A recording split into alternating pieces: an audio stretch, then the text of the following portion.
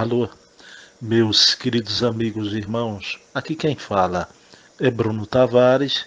Estamos aqui no nosso Raiz Espírita dessa semana, que é sempre um bate-papo fraterno meu com Valéria Pessoa. Valéria é instrutora do EAD, o estudo aprofundado da doutrina espírita, e também é monitora do curso de doutrinação da nossa querida Casa dos Humildes. E Valéria é uma alma que tem profunda sintonia comigo nas questões doutrinárias. Minha querida amiga Valéria, hoje vamos conversar no Raiz Espírita sobre o futuro do Espiritismo, mas não ilações das nossas mentes, mentes com ideias balouçantes, né? Temos muitas ideias, né?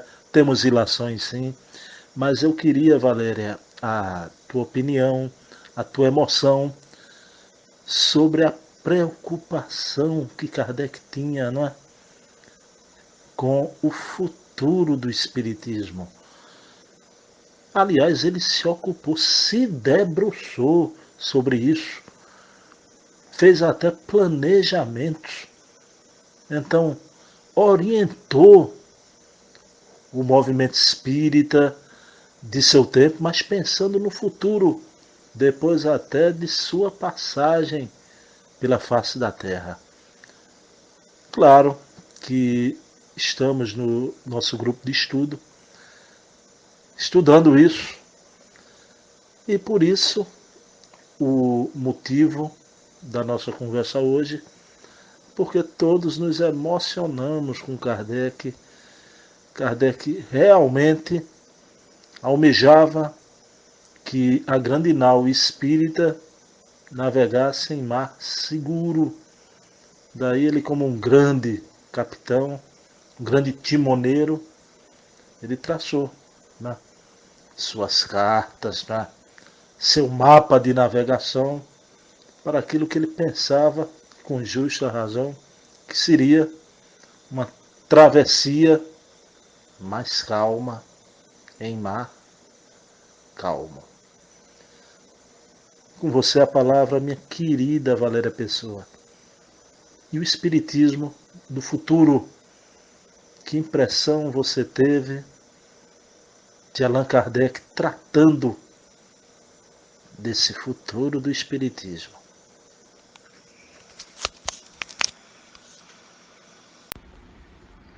É verdade, Bruno. Nós temos estudado esses assuntos tão importantes nas nossas sextas-feiras e eu sempre comento que é um ponto alto da minha semana. Bom, vamos lá a esta questão que você está me fazendo para esta semana. Allan Kardec sabia que sua missão era consolidar o Espiritismo por ele apresentado ao mundo, né? Ele preocupava-se sobre se daria tempo de fazer por conta de sua saúde e o tempo de vida. Sabia que essa responsabilidade estava inteiramente centrada nele, de início. Tanto que perguntava se ele não assumisse essa tarefa, quem o faria. E, claro, se preocupava com o futuro do Espiritismo, uma vez que temia não se apresentarem pessoas com seu grau de comprometimento, abnegação, e que fizessem do Espiritismo um ideal de vida, como ele fez, absolutamente desinteressado. Como todos sabemos, Kardec foi alertado quanto aos cuidados com a sua saúde. Sabia que não teria muito tempo. Sabia também que se seguiriam momentos difíceis de oposição e tentativas de desacreditar o Espiritismo. E ele tinha força, coragem, entendimento e equilíbrio para enfrentar. Mas mesmo sem pessimismo, porque isso não combina com o nosso mestre Kardec, sabia que precisaria organizar, respaldar e instrumentar os seus seguidores para que o Espiritismo estivesse forte o suficiente para ser imune aos boatos e às infâmias. Ele nos deixou orientação quanto à organização do movimento espírita, elaborou catálogo para a fundação de uma biblioteca espírita, quanto à formação e regulamentos de grupos e sociedades espíritas, como ele descreve no livro Viagem Espírita em 1862.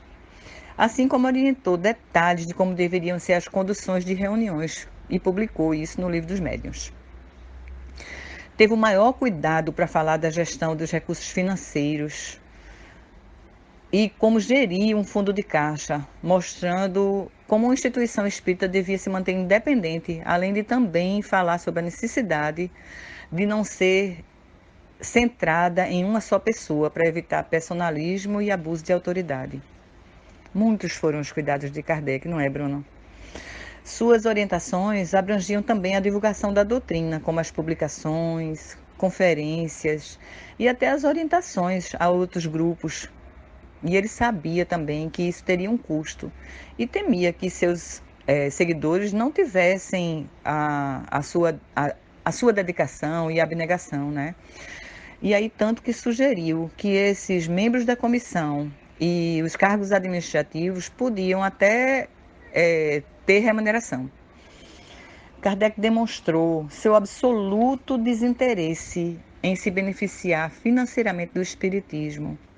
Além de ter dado seu precioso tempo e seu valoroso capital intelectual durante em torno de 13 anos, tudo o que produziu, que gerou recursos financeiros, ele doou ao Caixa da Causa, além de doar móveis e imóveis. Kardec já havia sido orientado quanto aos perigos das traições pelos espíritos, né? Dos movimentos contrários dos planos físicos e espirituais. Fez tudo o que pôde, agiu da melhor forma possível e organizou com detalhes, de maneira preventiva, para facilitar o futuro dos gestores do espiritismo. Mas ele estava pensando em pessoas de boa intenção.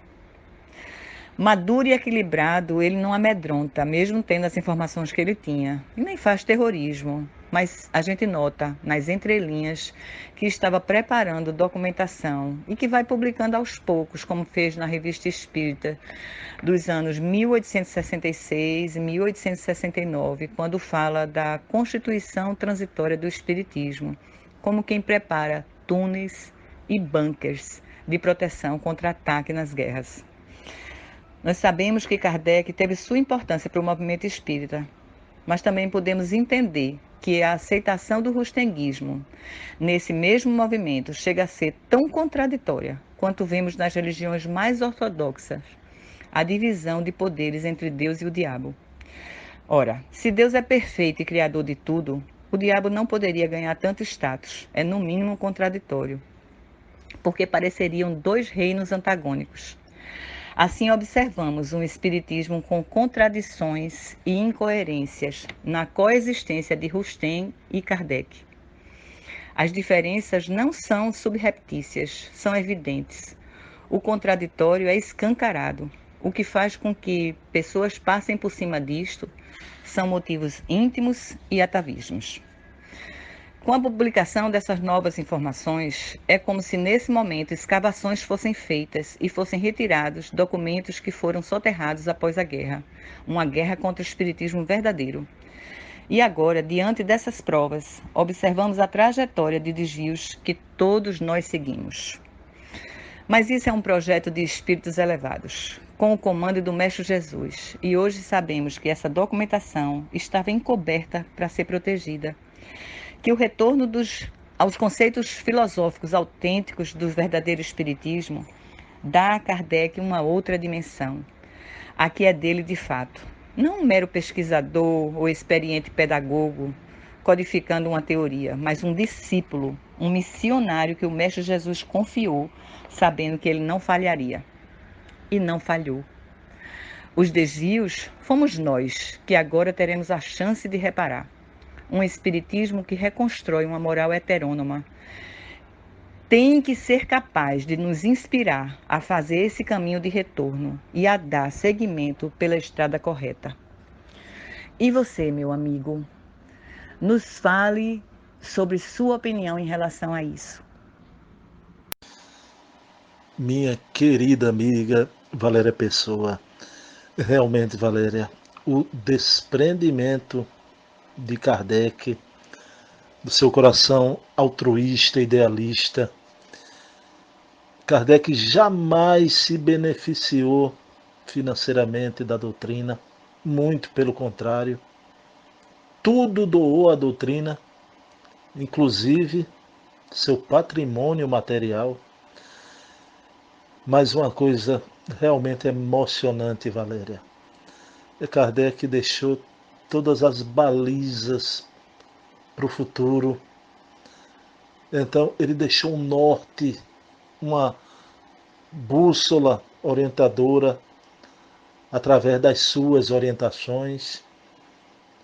Realmente, Kardec vai de encontro àquele ditado hedonista, l'après-moi de luxe, após mim o dilúvio, muito pelo contrário. Kardec sabia que o futuro estava escrito com letras irrecusáveis, porque somos espíritos imortais. E Kardec sabia que essa doutrina se propagaria no tempo e no espaço e alcançaria todos os indivíduos em várias reencarnações. E como ele se preocupou, mas não só se preocupou, nos forneceu o antídoto contra as infiltrações, as tentativas de desfiguração da doutrina, as traições, uma delas, claro, do tão propalado e nefasto rustenguismo no Brasil. Mas a parte que me emocionou, Valéria, foi porque ele ansiava que no futuro surgissem espíritas com o mesmo grau de desprendimento, de altruísmo no coração com que ele agiu. E surgiram, sim, como um grande exército, os Cairribachutel, os Eurípides Bassanufos, os Bezerras de Menezes, os Chicos Xavieres. Então, esses homens maravilhosos que influenciaram na sua contemporaneidade a geração que conviveu com eles, despertando o amor, a fraternidade, o desprendimento. A gente ficaria horas e horas citando nomes emblemáticos de verdadeiros espíritas, verdadeiros cristãos, como foi Allan Kardec. Então, meus queridos amigos e irmãos, Kardec, cada vez que mergulhamos mais em sua obra, que conhecemos mais da sua vida, iremos perceber que ele foi um gênio visionário, um alto-falante da eternidade, antecipando a história do Espiritismo com sua antevisão e mais, deixou tudo preparado até para a reação contra o revisionismo que ele sabia que viria das traições, perfídias, adulterações, e com suas orientações, restaurando a verdade, Kardec salvou o Espiritismo do futuro. O Espiritismo está salvo, graças a Allan Kardec. Meus queridos irmãos, semana que vem estaremos aqui, eu e Valéria, e mais um Raiz Espírita. Paz e bem, que Jesus amanheça em nossos corações. Um beijo na alma.